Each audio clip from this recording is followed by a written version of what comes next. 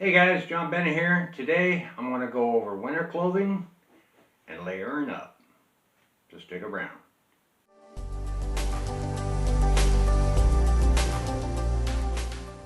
What I have here is a dry bag full of winter clothing and equipment. So let's crack this open and I'll show you what's at the top. So this is a dry bag. It's going to keep everything nice and dry. If I'm caught into a situation, let's say I fall into a river or anything like that, I can pull all my clothing off, get completely naked, open this up, pull all this stuff out, have dry, clean clothes to put on to start to warm my body up and bring my core body temperature back up to regulation. So first thing to have in here is one of those Russian hats. I call it a Russian hat, it's not a Russian hat, but they're extremely warm, very durable.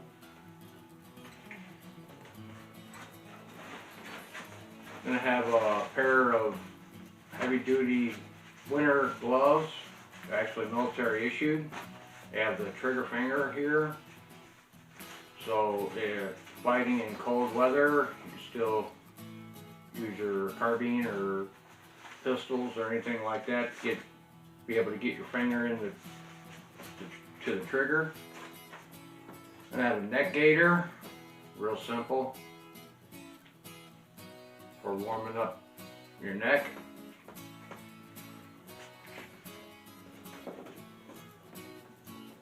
And I have a couple of pairs of really thick, heavy duty wool socks.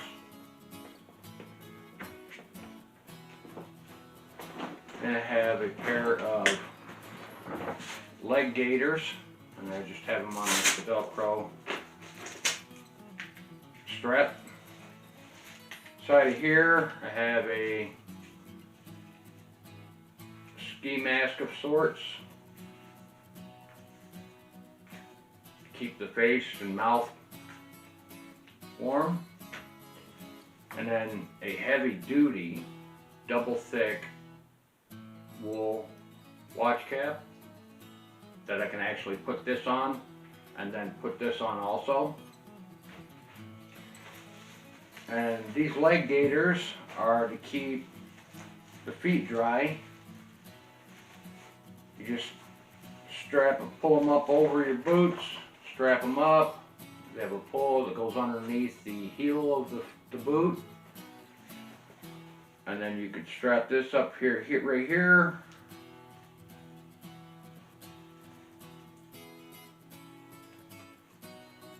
That, pull it tight against the calf of the leg. And what this does is it keeps the snowpack from getting in between your boot and the sleeve of your pants and then melting from your body heat, introducing wet into your socks. These are actually ultralight synthetic material. They do the same thing. Actually, that is Velcro going the whole length, so you can just go ahead and wrap them around your foot, or calf, excuse me, lower leg. Also, I have in here some polyester or poly long johns and long john shirt for insulation. I can put these right on, start my fire, start to get warm, start to dry out my other clothes, and then use those clothes that I've gotten wet in that are dry now because of the fire to add layers back onto myself after drying them out by the fire. So I have pants, I have shirt, I also have a merino wool thin light long john shirt in here. I'm going to put this shirt on first, near the skin, and then this over it to insulate it. And that's it. And then I have the extra sleeping bag, or the sleeping bag, that'll be introduced with the other sleeping systems that I have, my rucksacks, and add just that much layer or warm to that 20 below Fahrenheit night. Okay, or trade out into these clothing while my wet clothing dry near the fire. I can then get into the sleeping bag, warming my body, my core body temperature back up to regulation until my clothes that are hanging near the fire, obviously not too close to the fire, they'll burn, but when those dry, I can get out of the sleeping bag, introduce those original clothing back on, doubling the layer, in some cases tripling the layer, and then get back into the sleeping bag near the fire. Okay? So that is why I have a sleeping bag in the dry bag. Now, of course, you could have other things. Here's a heavy-duty military wool shirt. It's extremely thick and heavy. I'm not going to carry that in that dry bag because it's just way too heavy. But you could be wearing this initially. And then you have this that's drying by the fire that is now dry, and you could put this over both of these. Okay? And then also initially, you're out there and we have these are military cold weather pants. We zip the whole way up so you can unzip them real quick. Even though my core body temperature is still low from the freezing water, I've gotten it steadily to go back up. You don't want to increase the heat extremely fast and reintroduce real hot temperatures back to the body when very cold, especially when you've been in freezing water or freezing temperatures for so long, because it'll be a system shock to the body, which is detriment. There are, like regular long johns, these are cotton. What I was taught in search and rescue is cotton kills. Seems a little extreme, but when you think about it, it really does.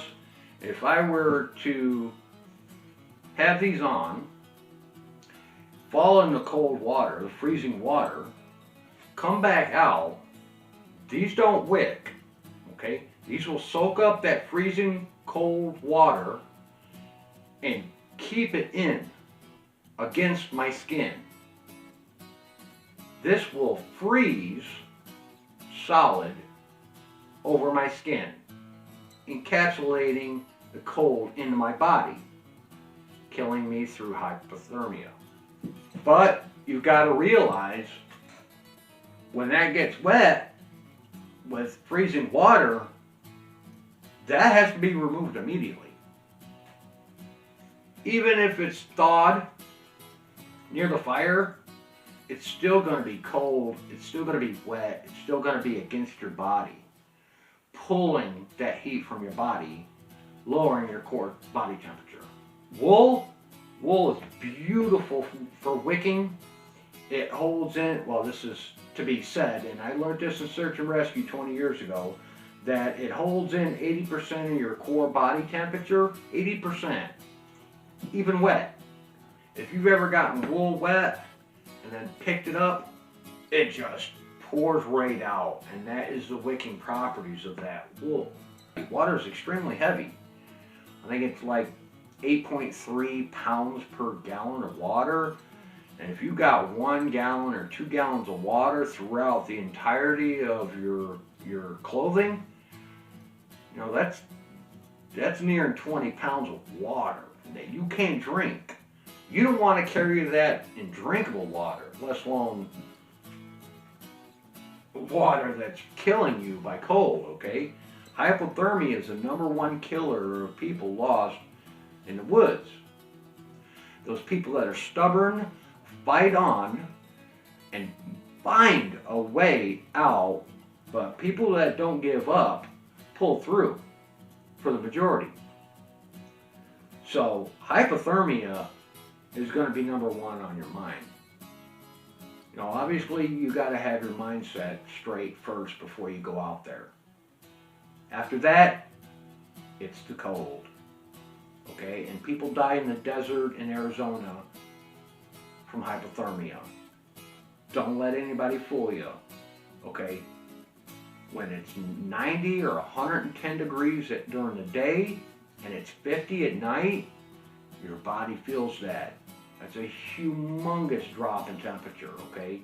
And you can die in 50, 60, 70 degree weather because of that systematic shock to your body.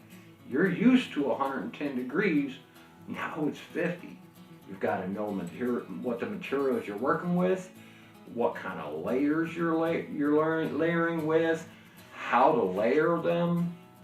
Would I prefer wool liners with that? Absolutely, and that is on my list. Okay, there's a couple things on this list. Okay, I want to get a merino wool bottom. That's #1 on this list for this. When my hands are freezing, but my core body temperature is nice and warm, that blood is going to circulate through my hand, chilling that blood, pushing that cold or cool blood back into my core body temperature, lowering it. Okay, you just grab this, and this is my cold weather kit, period. A little trick I learned as a young kid here in central New York, going out and plowing driveways and stuff, is just a grocery bag. Put it on your foot and tie it up. This is a water barrier.